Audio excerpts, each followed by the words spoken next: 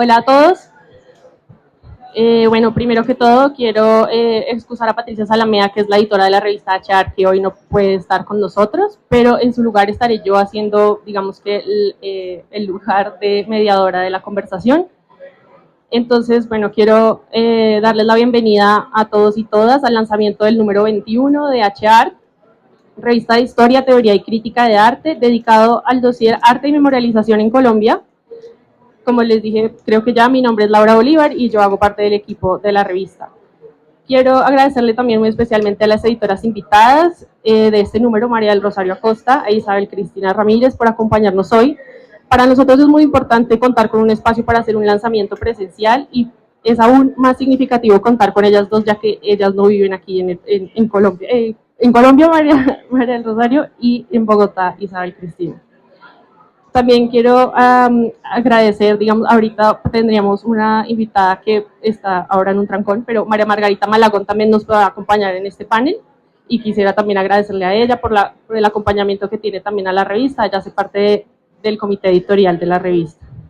Igualmente, agradecerle a las autoras y los autores que han podido asistir hoy y también que con sus contribuciones hicieron posible este número, y finalmente agradecer a Ediciones Uniandes por el espacio en la Filbo. Entonces quiero presentar primero pues a las invitadas. María del Rosario Acosta López es doctora en Filosofía de la Universidad Nacional de Colombia, profesora titular del Departamento de Estudios Hispánicos y profesora adjunta de los departamentos de Filosofía y Literatura Comparada en la Universidad de California, Riverside. Isabel Cristina Ramírez Botero es historiadora del arte, curadora y profesora titular de la Universidad del Atlántico Barranquilla, doctora en Teoría e Historia del Arte por la Universidad Nacional de Colombia. Quiero introducir brevemente HR. La revista es una publicación académica arbitrada de acceso abierto y publicamos 3 números al año. Pueden encontrarnos en la página web revistas.uniandes.edu.co, pero adicionalmente a la versión académica contamos con una plataforma digital alternativa, HR+, en donde exploramos otros formatos como el blog, noticias, entrevistas y la sección en los límites. Como les comentaba, el número 21 está dedicado al dossier Arte y Memorialización en Colombia y es un número especialmente amplio que quiero que lo vayamos rotando para que ustedes puedan conocerlo, para que también lo puedan comprar aquí en el stand de Ediciones Uniandes. El número cuenta con una nota introductoria de las editoras invitadas, el texto de la artista invitada Cindy Muñoz Sánchez,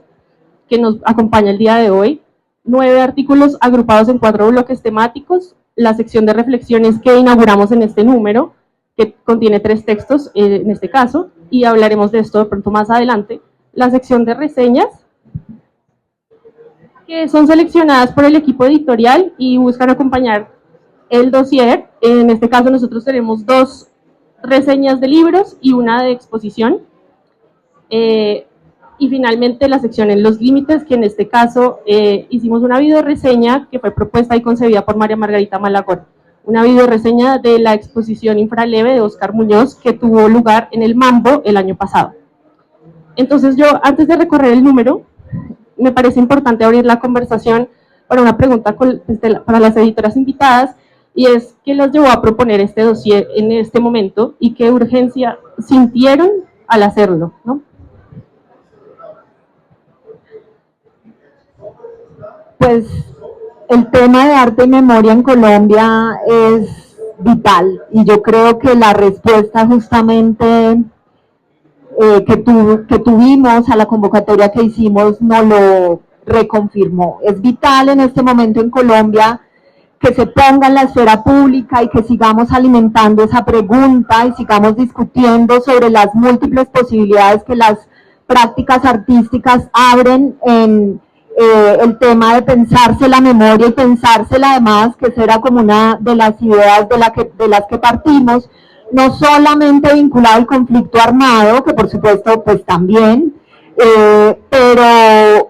creíamos y seguimos creyendo, creo yo, y el número un poco también lo reconfirma, que además de pensarse esos vínculos entre arte y memorialización,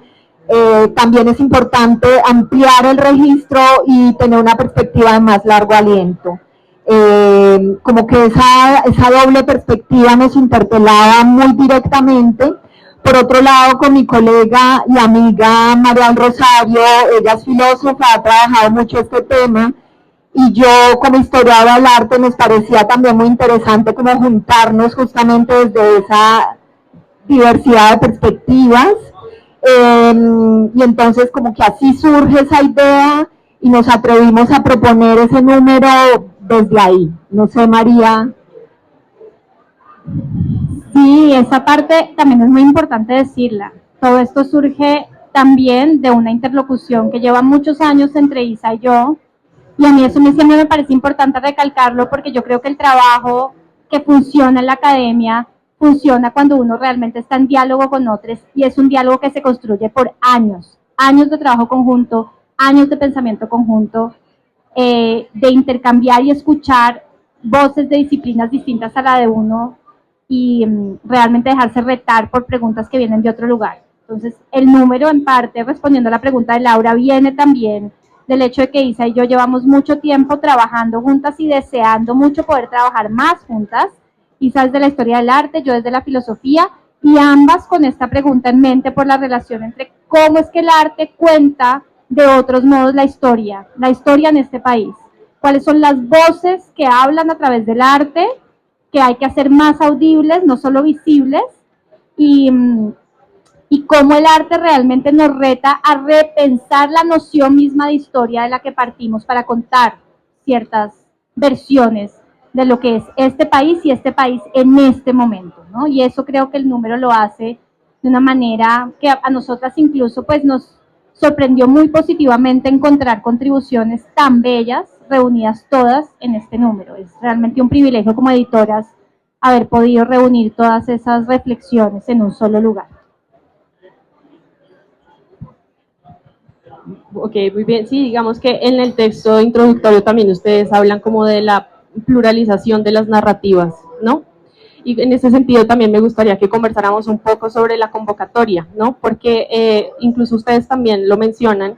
y es esta ausencia, digamos, de textos sobre museos de memoria en el país y que lo leen como una forma de crítica en sí misma, pero también, digamos, como la diversidad de textos que llegaron a la convocatoria, que también fue una amplia, digamos, cantidad de textos que llegaron al número. Mejor dicho, fue muy bien recibida la convocatoria para este número, y me parecería importante también hablar un poquito de esa pluralización, ¿no? Como de la selección de los textos que también luego se puede ver en la agrupación que ustedes mismas hacen de los textos que tienen dossier, ¿verdad? Sí, algo que es importante en este número en particular es que H-Art es una revista de historia del arte, y a veces la historia del arte es una disciplina que tiene una concepción muy específica de qué vale o no como arte, en qué contextos. Por supuesto, es la misma disciplina que cuestiona eso y que está dedicada a cuestionar, pero el número lo hace de manera muy explícita. En la convocatoria estábamos esperando cierto tipo de contribuciones, y lo que recibimos fue un reto realmente, que no estábamos viendo Isa y yo, en términos de, que ni siquiera incluimos en la convocatoria, en términos de qué es lo que se está haciendo desde una concepción de arte muy amplia, desde una noción de creación artística que va mucho más allá de la institución del arte y que reflexiona y está actuando, no solo reflexionando, sino actuando en términos de memoria en Colombia. Pero además fue muy interesante y tuvimos discusiones como editoras y con Patricia como editora de la revista al respecto, que la revista es una revista de historia del arte y ustedes van a encontrar en el número reflexiones sobre literatura. Una de las reflexiones es precisamente una reflexión sobre por qué la literatura tiene que entrar a jugar un papel fundamental cuando estamos pensando desde el museo la historia del arte. Entonces también nosotras insistimos mucho en que la perspectiva de la literatura debía entrar a una revista de historia del arte, que ahí también hay que forzar, ampliar, cambiar la noción que se tiene de arte para poner a dialogar a la historia del arte con disciplinas que usualmente, digamos, y de manera más tradicional, no están allí en la conversación. Sí, yo complementaría diciendo que algo que teníamos y que me parece que es importante en la revista y que hemos discutido mucho María y yo como editoras es que no nos interesaba solo incluir más voces, sino también, digamos, el cuestionamiento de las gramáticas. sí, de las gramáticas, o sea, y aquí esta revista de verdad que está haciendo cuestionamientos en ese sentido muy estructurales. Aquí tenemos a Paola Camargo, una de las autoras, que plantea, digamos, esa discusión y la abre en todo sentido de cómo el arte, digamos, cuando es trabajo por víctimas, porque encuentran que en los lenguajes habituales, judiciales, de archivo, etcétera, no son suficientes, como, digamos, encuentra un espacio de empoderamiento desde el arte y cómo el arte debe construir todas sus gramáticas y el campo y esa estructura de campo artístico con una institucionalidad, etcétera, debe ser cuestionada estructuralmente. Entonces, esa era una idea de la que nosotros partíamos, pero fue maravilloso encontrar que los artículos la llevaron mucho más allá de eso, al plantear unas discusiones que están ahí muy explícitamente de cómo hay que desestructurar esas ideas de campo artístico, de artista como el maestro, de cómo la víctima puede empoderarse, digamos, desde un ejercicio del arte que es absolutamente legítimo, y eso cuestiona de manera muy estructural toda la institucionalidad que está alrededor. Entonces creo que eso era muy importante. Por otro lado, la diversidad de perspectivas en términos de lo que está planteando María de lo disciplinar es maravillosa. Y aquí nos dimos, digamos, una discusión, y yo sí agradezco a la revista por habernos permitido, digamos, esos espacios de flexibilidad, porque yo, por otro lado, he sido del comité editorial de la revista desde que la revista nació. Entonces ahí hemos dado históricamente, digamos, unas discusiones sobre la disciplina, la historia del arte en Colombia, la necesidad de cierta legitimación porque es una disciplina muy joven, aunque nos interesa mucho, digamos, la transdisciplinariedad, por supuesto, pero, digamos, hay temas que requieren, digamos, romper unas lógicas, y creo que aquí lo conseguimos. Es decir, poner a dialogar la literatura, las artes vivas, las artes del cuerpo, el teatro, las artes plásticas, pero desde múltiples miradas, los grafitis pensados como cicatriz en las calles de toda Colombia, las estatuas cayéndose, en lo plástico, bueno, otra cantidad, en los ejercicios, digamos, desde lo plástico pensado como las mujeres, madres víctimas del conflicto interviniendo, materialidades muy concretas como las botas, aludiendo a los falsos positivos, pero también pues la literatura, así que fíjense que es como un posicionamiento que flexibiliza, digamos, ese lugar para potenciar un asunto que es vital cuando se habla de arte y memoria, y es que esos límites hay que romperlos definitivamente. Y también se rompen cuando se piensa la institucionalidad, porque así como se habla de ejercicios que se hacen en la calle, también se piensa en el museo. De hecho hay un par de artículos que piensan el lugar del museo, aunque no los museos de memoria, que eso lo enunciamos muy explícitamente, como que esa ausencia nos pareció muy elocuente. Y también nos pone un tema que es importante recuperar y traer aquí, es casi que una crítica desde el vacío, desde la ausencia, en tanto que los museos de memoria, y el caso paradigmático pues del Museo Nacional de Memoria, con un problema en su consolidación, en cómo ha tenido un montón de tropiezos institucionales que son muy elocuentes y que hay que pensar y que tienen que ver con cómo esa estructura de museo debe ser repensada también, para poder pensarla articulada al problema de la memoria y lo que implica pensar la memoria en un país como el nuestro, con unas realidades tan plurales, tan difíciles también, hay que decirlo, y como con una demanda, digamos, tan amplia de que muchas otras voces deben hacerse audibles y muchas otras imágenes deben hacerse visibles, ¿no? Gracias, definitivamente, sí, eso de lo que tú estás hablando es en parte, pues digamos que da un resumen de todo el dossier, y que es importante para mí también mencionar, por ejemplo, cómo eso se ve en la forma en la que ustedes estructuran estos bloques como una especie de propuesta también de lectura, porque se deja también dicho que para los demás, para los lectores también terminarán completando y haciendo las relaciones entre los distintos textos que tiene el dossier, pero es interesante cómo ustedes, digamos, a forma de curaduría, como también lo dice Patricia en la nota editorial de la revista, seleccionan unos bloques temáticos, son 9 artículos que clasifican en 4 bloques temáticos debido también a estas tensiones que los mismos artículos pueden tener, ¿cierto? Y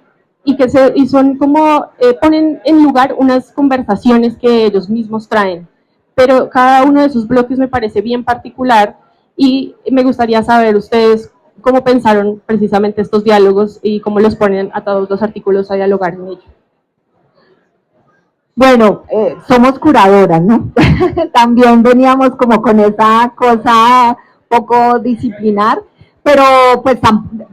pero sí consideramos que es potente. O sea, a nosotros nos interesaba el ejercicio de editoras en tanto también dialogar con esas provocaciones que traían los artículos. Nos parecía muy importante como ese ejercicio también de dejarnos interpelar. Aunque pues siempre las agrupaciones pueden ser múltiples y ahí claramente pueden haber unos hilos que unen de distintos modos, pero sí creemos que la manera como lo organizamos pues tensiona algunos elementos que son muy claves y además también visibiliza como unos elementos compartidos entre artículos. Por ejemplo, en el primer bloque que se llama Memorias Oficiales y Contramemorias Comunitarias, es muy claro ese diálogo entre dos autores que están trabajando el tema de las víctimas y asociaciones de víctimas, en un caso mujeres desplazadas afrocolombianas, la comadre, y en el otro MAFAPO, las madres de los falsos positivos, de las madres de Soacha. Ahí hay un diálogo bien interesante y como una articulación de lo que decía yo antes, de posicionar la idea del arte que se produce desde allí y de cómo eso debe ser valorado desde un lugar muy particular, en donde el artista se tiene que bajar del pedestal y en donde ahí hay una apropiación de las gramáticas del arte que son muy poderosas. Es decir, que hay que de verdad darle esa dimensión de que lo que está sucediendo ahí tiene una potencia de sentipensamiento poderoso, o sea, que esa discusión de, pero son artistas, no son artistas, así con pinzas y con miedo, allí se desestructura de entrada. Ahí hay un diálogo entre esos artículos que es bien poderoso.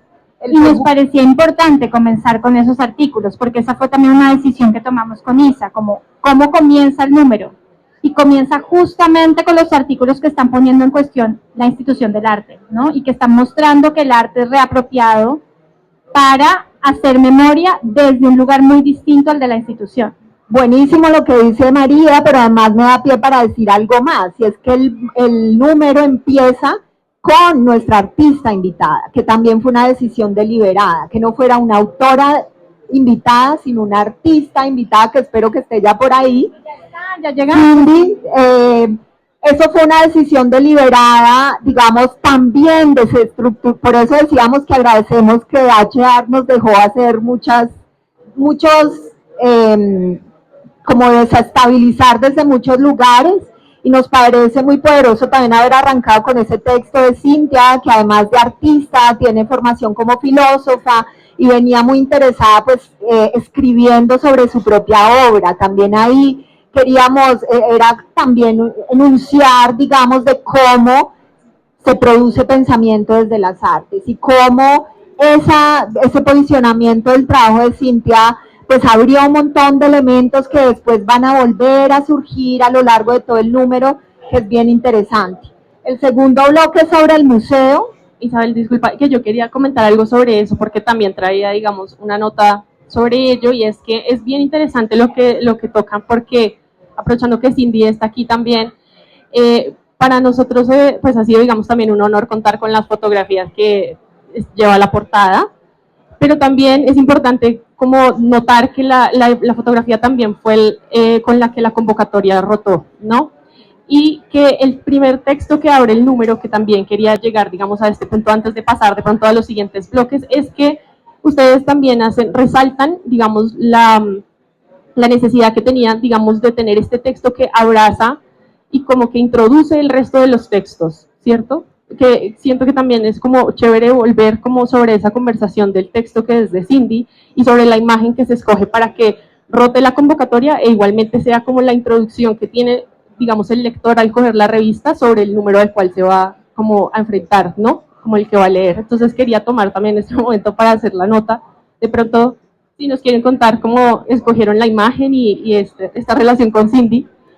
Yo creo que Cindy debería contarnos la historia de esa imagen. Yo creo que debería pasar aquí al frente y contarnos la historia de esa imagen, porque esa imagen es muy poderosa y acompañó desde el principio de la convocatoria. Mientras Cindy se sienta y se acomoda, yo quiero decir algo, y es que el ejercicio de escritura, la invitación a Cindy fue realmente una invitación a un artista y pedirle a ella que hiciera un ejercicio que no es nada fácil de reflexión sobre su propia obra, además de mostrar y compartir su obra. Entonces es un ejercicio autobiográfico, porque la obra es autobiográfica, es un ejercicio de reflexión, de ponerse a sí misma en el lugar también de autora de su obra, más allá de ser la artista, y de, en diálogo con nosotras, construir y tejer ese texto que es el de mi madre Estela. Pero quisiera que Cindy nos contara la historia de la imagen de la portada, que es una imagen realmente bien espectacular, en todos los sentidos de espectacular. Hola, hola. Bueno, justamente ayer estaba haciendo la reflexión que la fotografía fue tomada hace 5 años, un 1 de mayo, y bueno, para mí fue bastante importante esa fotografía, primero porque yo venía como de un trabajo artístico y ya esa fotografía tiene que ver más como con... yo lo llamaría como comunicación comunitaria, como un poco en ese momento pues nos vimos en la obligación de comenzar a construir nuestras propias narrativas, nuestras propias formas de comunicar con las herramientas que teníamos. Entonces, como saben, el paro fue hace 5 años, el estallido social, y uno de los epicentros más importantes fue en Cali, principalmente en Puerto Resistencia, donde ahora hay un monumento, que es el Monumento de la Resistencia, que ese monumento pues lo construyó la comunidad, lo construyó personas que hacen parte pues, de trabajar la construcción, de trabajar la rusa, de trabajar como en trabajos informales, ser obreros, y también pues las madres, las personas como de la misma comunidad aportaron mucho, y es muy importante esa foto porque bueno, se dio como la emergencia que comienza el estallido el 28 de abril del 2021, y una de las primeras personas asesinadas son el mismo 28 de abril ahí en Puerto Resistencia. Puerto Resistencia es un territorio que se resignificó desde el 2019 cuando se dio como el primer paro, y los jóvenes del oriente de Cali comenzaron a adoptar y a reconfigurar ese espacio como un espacio de encuentro, pero a la vez también desde el 28 de abril comenzamos a vivir pues unas violencias estatales muy fuertes, también pues la policía pues asesinó pues a 2 jóvenes, uno es Marcelo Agro y otro un chico de 13 años que se llamaba Jesús. Entonces digamos que toda la comunidad del oriente de Cali llegó a Puerto Resistencia. El oriente de Cali es muy grande, es como la tercera parte de la ciudad, es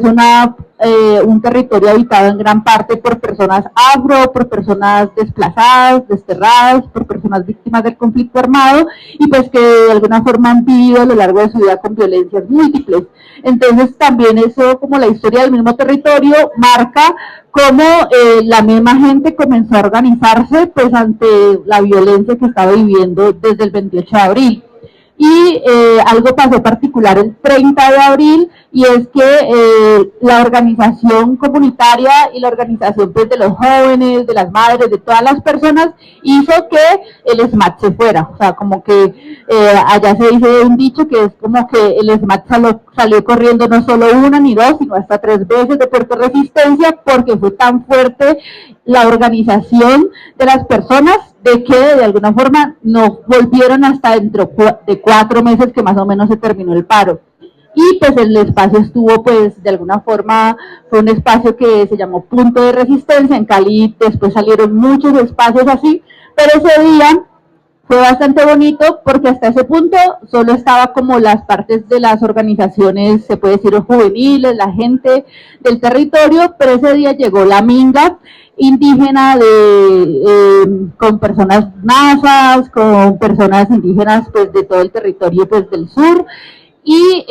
MISAC también, y llegaron en chivas a Puerto Resistencia, y es muy bonito porque la misma comunidad dice, nosotros comenzamos a aprender mucho de la comunidad indígena, porque lo primero que nos enseñaron fue que teníamos que organizar el espacio. Entonces comenzaron a barrer, a armonizar, y comenzaron a tener muchas prácticas, porque pues la mayoría de personas eran personas barracializadas, precarizadas, que incluso es un territorio atravesado por oficinas de sicariato, por pandillas, por un montón de cosas, pues algunos ni siquiera pues acceden a la universidad o al bachillerato. Entonces claro, no tienen de alguna forma pues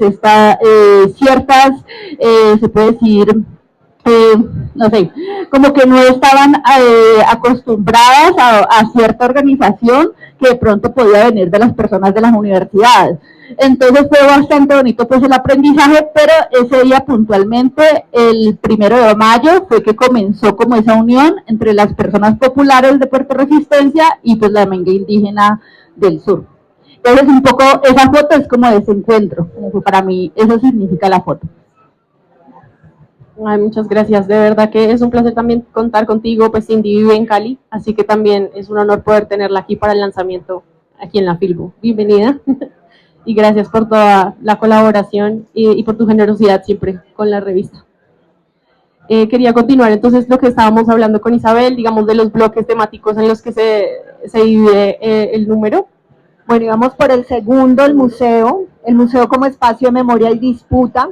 que también articula un par de artículos que piensan el museo, como les decía, el museo en sentido más amplio, no específicamente los museos de memoria, que vuelvo y digo, su ausencia en el número nos parece muy elocuente y creemos que da para pensar mucho. Pero en este, digamos, bloque sobre el museo hay un texto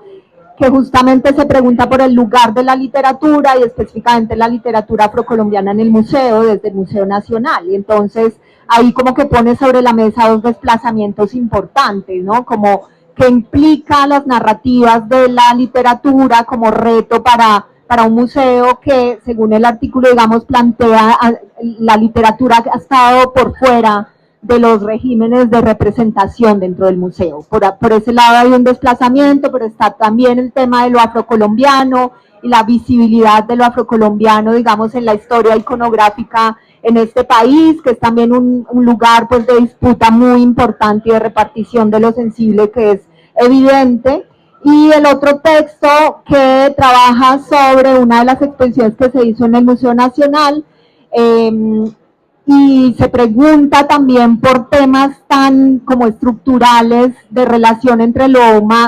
no solo humanos, sino plantas y animales. ¿Cuál ha sido, digamos, la relación de la violencia y, digamos, cómo el ejercicio de memoria de verdad debería involucrar otros sujetos, ¿no? Y eso pues es un tema también vital en Colombia, ¿no? Hemos hablado mucho de los ríos como sujetos de reparación. Entonces este artículo también trae este lugar y esta discusión que me parece súper clave. Y una cosa que es muy importante también para nosotras como editoras cuando empezamos a leer esos artículos que van en ese bloque es el tipo de temporalidad que se abre desde la perspectiva de esos artículos, porque cuando estábamos inicialmente pensando arte y memorialización en Colombia, hoy, por supuesto que se nos venía mucho a la cabeza el conflicto armado, ¿no? Y la temporalidad del conflicto armado y cómo es representado y cómo el arte se ha constituido también una herramienta de resistencia frente a los olvidos institucionales asociados al conflicto. Pero lo que es muy bello de estos artículos es que abren a otras temporalidades muy distintas que hay que pensar en términos de memorialización, ¿no? ¿Cuáles son todas esas voces que han quedado borradas que precisamente cuentan una historia de mucho más larga duración de violencias estructurales que van mucho más allá del conflicto armado. La portada del número nos recuerda eso, el artículo sobre Candelario Beso nos recuerda eso también. ¿Cuáles son esas otras temporalidades? Y las temporalidades del territorio, de la naturaleza, de lo más que humano, que entran allí también a dialogar en cómo vamos a contar y seguir contando estas historias desde el arte. Y el arte, como lo dice Isa, en qué sentido se está retando los modos de organización de lo sensible mismo para que la historia de la violencia sea una historia en plural y de temporalidades mucho más largas que las del conflicto armado. Sí, y esas diversas temporalidades son muy potentes porque también nos recuerda que esas violencias estructurales están absolutamente articuladas también, por supuesto, en el conflicto armado. Entonces también ahí como que ese cruce, pues todo el tiempo la revista lo está trayendo al frente, ¿no? El tercer bloque es memoria y teatralidad, memorias encarnadas. No sé si quieres hablar tú sobre este. Sí, nos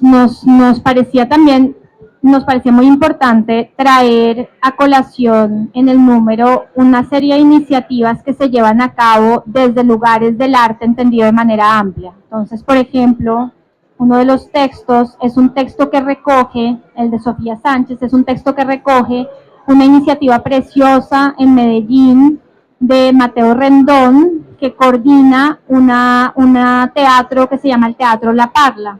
Y ellos están convencidos de que el trabajo con desmovilizados y con menores de edad desmovilizados a través del teatro permite la expresión incluso para esas mismas personas que tuvieron que vivir la violencia desde la infancia, desde un lugar que tradicionalmente se presenta como el del perpetrador. La Parla se rehúsa a hablar de perpetradores, insiste en hablar de responsables de hechos violentos y muestra ese lado de qué significa que estas personas que tuvieron que ejercer o llevar a cabo ciertos hechos en el contexto del conflicto, ahora puedan contar sus historias incluso para sí mismos a través de la expresión teatral. Entonces Sofía recoge en ese artículo el trabajo increíble que ha hecho en colaboración ella como investigadora con el Teatro La Parla para traer a nuestro número una reflexión sobre la relación entre arte y memoria cuando la memoria es la memoria que llevamos en el cuerpo y cuando es el cuerpo mismo el que está contando las historias, ¿no? Ese es uno de los dos artículos de la sección y el otro artículo de esa sección es sobre el grupo teatral Bojayá. Ah, sí, el de Natalia Quiseno. Sí. ¿Tú quieres? ¿Para que no le toque? ¿Sí? Y bueno, y allí está el trabajo también, y además hoy, muy importante, este artículo, porque hoy se celebra la conmemoración, hoy es el día que se conmemora en Bojayá la masacre. Están allá reunidos conmemorando la masacre en Bojayá. Y este es un trabajo que hacen dos investigadoras en relación con que se ha llevado a cabo desde la perspectiva del teatro en Bojayá también para poder contar estas historias, reclamarlas para sí, nuevamente para permitir que sean los cuerpos y no solo las voces, aunque la voz es cuerpo y el cuerpo es voz, cuenten y reparen para sí y en comunidad, que ha sido un trabajo muy poderoso, historias pues que son imposibles de reparar, que son irreparables,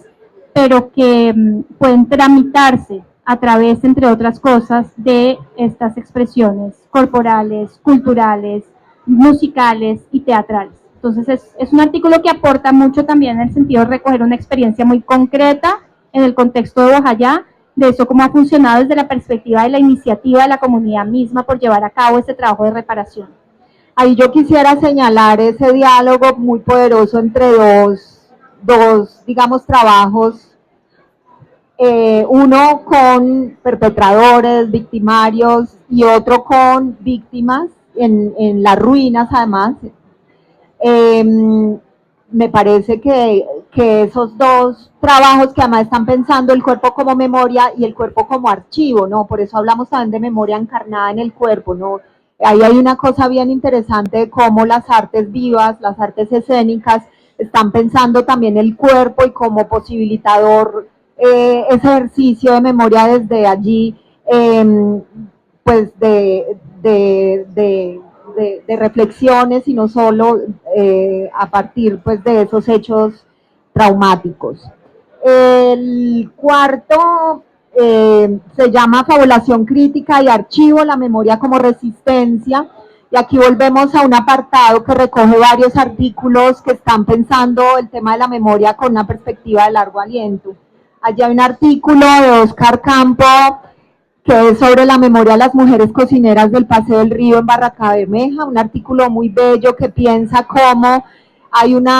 con la inauguración del nuevo Paseo del Río que expulsó a estas mujeres cocineras y las borra además, ¿no? Y cómo se vuelve espectáculo ese evento de borramiento, y también hace una alusión a la idea del extractivismo petrolero en Barranca Bermeja, como conectando esos dos momentos de memoria y pensándolo desde la idea de fabulación crítica. Un segundo artículo sobre la ley de vientres y violencia de la esclavitud, también desde esa idea de fabulación crítica, a partir de la novela Fuera crece un mundo de Adelaida Fernández Ochoa, un artículo que también piensa, ¿no?, en una perspectiva de larguísimo aliento, una violencia tan estructural, pues como es el fenómeno, pues el tema de la esclavitud, ¿no? Y termina con historias de aislamiento y resistencia, el estudio Agua de Dios de Sebastián Vargas, un artículo pensado como en el que piensa mucho el tema de la historia local, y eso a mí me parece muy importante, ¿no? Y súper vital ponerlo también en el número como como hacernos pensar de esas historias, de esos pequeños municipios, a partir del escudo y de la historia de esa imagen, cómo desde Agua de Dios se quiere repensar la historia de ese municipio que ha estado condenado a ser visto como el lugar donde era el Lanzareto, pues que fue el lugar donde eran recluidas las personas que sufrían de lepra, y cómo hay como toda una intención de pensar la violencia que hay ahí también, ¿no? De posicionar una memoria como si fuera una tara, y cómo la comunidad se resiste a eso, repensando su propio escudo, repensando una imagen, cómo las imágenes son capaces de desestabilizar la historia y crear una nueva, ¿no? Como eso nos parece también ahí muy interesante. Entonces miren cómo son como perspectivas muy diversas, ¿cierto? Pensando mucho desde el archivo aquí, desde el archivo y la fabulación crítica, que es un concepto bien interesante que da la posibilidad de reimaginar ese mundo y esas violencias desde la fabulación. Sí, la noción de fabulación crítica, que está específicamente trabajada en el texto de Liceo Espíndola sobre Afuera creció un mundo de Adelaida Fernández Ochoa, es una noción que ya trae de la pensadora afroamericana Saidiya Harman, y para Saidiya Harman es muy importante entender que toda aproximación al archivo, que el archivo siempre es una tumba, que el archivo, la aproximación y el rescatar el archivo también reproduce y corre el riesgo de reproducir la violencia que aloja, pero a la vez que no hay que renunciar a la tarea de contar esas historias que son imposibles de contar, y dice Saidiya Harman, debemos contarlas en su imposibilidad. Y creo que esa confluencia entre la imposibilidad de contar esas historias y insistir en contarlas en su imposibilidad es una noción que articula muy bien muchos de las concepciones de memoria que se están poniendo en juego a lo largo del número. Porque el número, precisamente en esta relación entre memoria y arte, en lo que insiste es que el arte no es memoria en tanto trae de regreso y cuenta y recoge historias. El arte es memoria en tanto insiste en hacernos repensar una y otra vez a qué nos referimos cuando hablamos de contar historias, a qué voces estamos escuchando, qué marcos de sentido, qué gramáticas se están determinando de antemano para nosotros, que cuenta o no como historia, y cómo el pasado no vive en ningún lugar excepto en el modo como nos aproximamos a él desde el presente. Entonces creo que ese concepto enriquece mucho y nos reta mucho a entender por qué el arte es tan importante en el momento de hacer memoria, no en el sentido de archivar, sino en el sentido de hacer explotar el archivo precisamente. Gracias. Definitivamente es un dossier que nos deja un montón de preguntas, que deja un montón de reflexiones y además permite que cada uno de nosotros leyéndolo haga otras conexiones y también comprenda más a fondo que este tema es muy profundo y mucho más amplio y que esto es una pequeña muestra, digamos, un inicio novedoso también para dejar, digamos, abierta la puerta para seguir investigando, leyendo, escribiendo, creando, ¿no?, sobre este tema. Y nos quedan 2 minutos, pero muy brevemente quisiera que pudiéramos mencionar los textos de la sección de reflexiones, que nosotros inauguramos esta sección con este número y es muy significativo para nosotros y es muy significativo que esté en el dossier porque son textos que son diferentes a los artículos, digamos, más breves, más personales, más críticos, pero que definitivamente amplían estos diálogos que propone el dossier. Entonces, sí, brevemente nos pueden contar cómo, en qué consistió. Bueno, primero decir que para nosotras fue muy importante poder abrir esta sección de reflexiones, porque definitivamente las gramáticas de la academia a veces son incluso violentas con ciertos tipos de aproximación al conocimiento. Es decir, el artículo indexado que tiene que cumplir unas normas, que tiene que tener unas maneras, unos marcos de sentido. En un dossier sobre arte y memorialización, tal y como lo estábamos concibiendo y como se está discutiendo y como se están marcando, claramente dejaba por fuera unas voces y unas maneras de abordar el conocimiento que nos parecía súper vital que estuvieran incluidas. Entonces agradecemos pues que la revista haya iniciado esta sección justo en este número y allí hay 3 artículos maravillosos, además porque también muy coyunturales. Hay un artículo de Italia Zamudio sobre todo el fenómeno de las madres tienen razón, que se llama La memoria como cicatriz, los murales ciudadanos en movilización, súper coyuntural, ¿sí? Tan coyuntural que cuando estábamos buscando las imágenes para el número, que pues Italia tenía un poquito de problemas con aquello de que le firmaran derechos de autor, yo le dije, tranquila, todos los días paso por el frente de las madres tienen razón en Barranquilla, yo te tomo hoy la foto y fui con mi hijo de regreso del colegio y lo habían borrado en ese instante. O sea, son también abordajes de asuntos que están pasando, así como con Mafapo y la exposición, que ustedes saben todo lo que ha venido pasando después que sigue vivo, ¿no?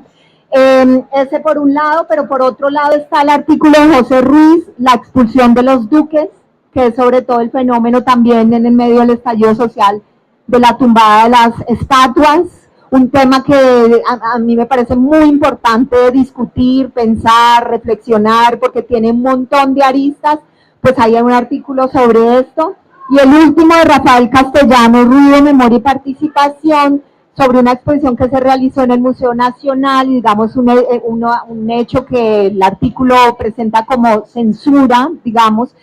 No sé si quieres decir algo sobre ese artículo.